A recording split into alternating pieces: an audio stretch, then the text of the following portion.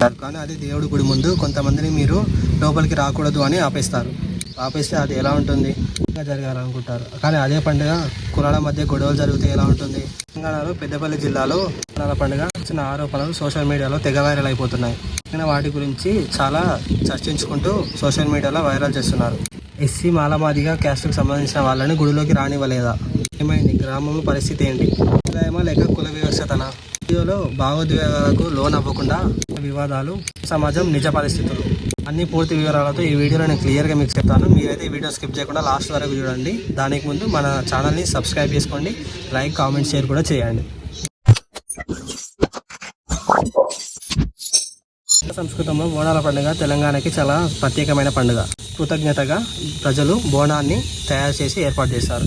గ్రామీణ ప్రాంతాల్లో ఎల్లమ్మ తల్లి పండుగకు బోనాలు అందించడం ఎంతో ప్రాధాన్యత పండుగగా సమర్పించుకుంటారు. పండుగల్లో ప్రజలందరూ కలిసిమెలిసి పాల్గొనడం చాలా ప్రాధాన్యంగా మారి ఉంటుంది.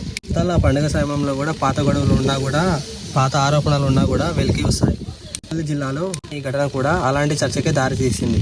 మీడియాలో వైరల్ అవుతున్న సమాచారం ప్రకారం జిల్లాలో ఒక గ్రామంలో బోనాల పండుగ సందర్భంగా మాలమాదిగ క్యాస్ట్కు సంబంధించిన వాళ్ళు కొంతమంది గుడిలోకి వెళ్ళడానికి ప్రయత్నించారని, ఇప్పుడు కొంతమంది గ్రామ పెద్దలు లేదా నిర్వాహకులు వారిని అడ్డుకునే ప్రయత్నం చేశారని ఆరోపణలు చాలా వచ్చాయి. వీడియోలు పోస్టులు వైరల్ అయ్యాయి. ఆ వీడియోల్లో ఈ ఆచారం ఎప్పటి నుంచో నడుస్తుందని సోషల్ మీడియాలో చెప్పడం జరుగుతుంది. రేపు కొంతమంది గ్రామస్తులు మాత్రం కుల వివక్షత కాదు, పండుగ నిర్వహణలో కొంచెం అపార్థం జరిగింది అని గ్రామ ప్రజలు కొంతమంది పెద్దలు చెప్తున్నారు. ఇక్కడ అసలు విషయం ఏంటంటే, ఈ విషయం సోషల్ మీడియాలో చాలామంది కోపం వ్యక్తం చేస్తున్నారు. పూర్తి అధికార విచారణ ఏంటంటే అని రిపోర్టర్లు బయటకు రావడం చాలా ముఖ్యమైన విషయం. ఇది దేశంలో కుల వివక్షత అనే విషయం చాలా సున్నితమైన విషయం. దేవాలయ ప్రవేశంలో ఇప్పుడు చాలా ప్రాంతాల్లో వెళ్ళలేకపోవడం, బావుల్లో నీళ్లు తవ్వలేకపోవడం, గ్రామాల్లో వేరే సైడ్ కూర్చోబెట్టడం, ఇవన్నీ కూడా చాలా జరిగాయి. కుల వివక్షత కూడా చాలా జరిగింది, చాలా ఉన్నాయని చాలా జరిగాయి కూడా. అందుకే భారత రాజ్యాంగం అందరికీ సమాన హక్కులు ఇచ్చింది.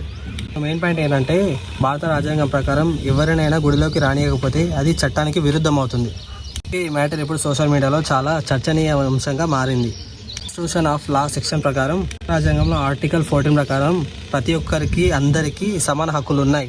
ఆర్టికల్ 15 ప్రకారం రంగ వివక్ష నిషేధం, 17 ప్రకారం అన్టచబిలిటీ రద్దు చేయబడింది.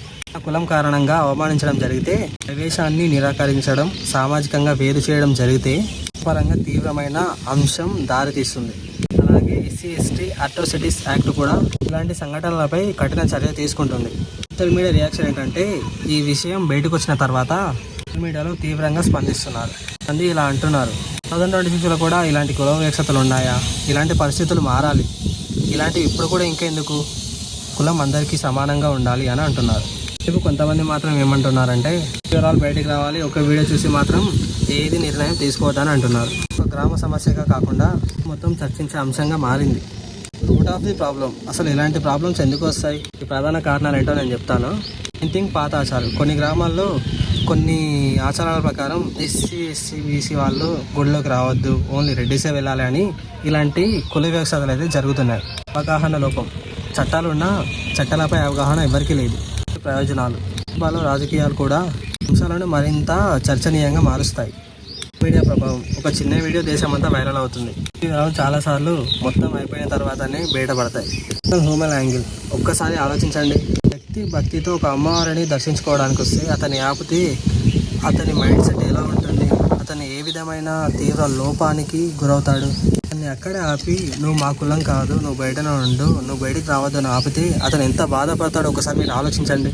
ఇప్పుడు దగ్గర మనుషుల మధ్యలో విభేదాలు అండ్ కుల వివక్షత ఉండదని చాలామంది అంటారు, కానీ అది ప్రస్తుతం జరగట్లేదు. చాలా కుల వివక్షత అనేది జరుగుతుంది. ఏదైనా ధనవంతుడైనా ఎవరైనా ప్రార్థన చేసే సమయంలో, దేవుని మొక్కే సమయంలో అందరు కలిసిమెలిసి ఉండాలి, అందరు ఒకే దగ్గర ఉండాలి, కుల వివక్షత లేకుండా సమానంగా ఉండాలి. పూర్తి నిజాలు అధికారంగా బయటకు రావాలి.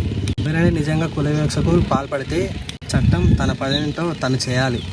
అపార్థాలు ఉంటే ప్రజలకు స్పష్టంగా అవి తెలియజేసేలా చేయాలి. కానీ ఒక్క విషయం మాత్రం నిజం, సమాజం ముందుకు వెళ్ళాలంటే కుల వివక్షత అనేది అస్సలు ఉండకూడదు. అదే గొడవలు ఉండకూడదు, మనుషుల మధ్యలో గౌరవం పెరగాలి. అండ్ కులాల మధ్య, మనుషుల మధ్య గొడవలు ఇలాంటివి ఏమీ ఉండకూడదు. తలుపులు మూస్తేనే మనుషులు కూడా తలుపులు మూసుకుపోతాయి. సమానత్వం, గౌరవంతో ముందుకు వెళ్తే కూడా మారుతుంది. ఇప్పుడు నువ్వు ఏ కులం అని మనుషులను అడగాడు, కానీ మనుషులు ఎందుకు అడగాలి? వీడియోపై మీ అభిప్రాయం ఏంటో కామెంట్ బాక్స్లో తప్పక చెప్పండి. అంటే నిజమైన సామాజిక అంశాలపై మీ ముందుకు మళ్ళీ వస్తాను. మన ఛానల్ని సబ్స్క్రైబ్ చేసుకోండి. అండ్ నెక్స్ట్ వీడియోలో ఏ వీడియోపై చేయాలి, దేనిపై చేయాలో మీరు కామెంట్ బాక్స్లో రాసి చెప్తే నేను కూడా దానిపై వీడియోస్ చేశాను. ఇలాంటి వీడియోస్ మీకోసం ముందుకు తీసుకొస్తాను. మన ఛానల్ని సబ్స్క్రైబ్ చేసుకోండి.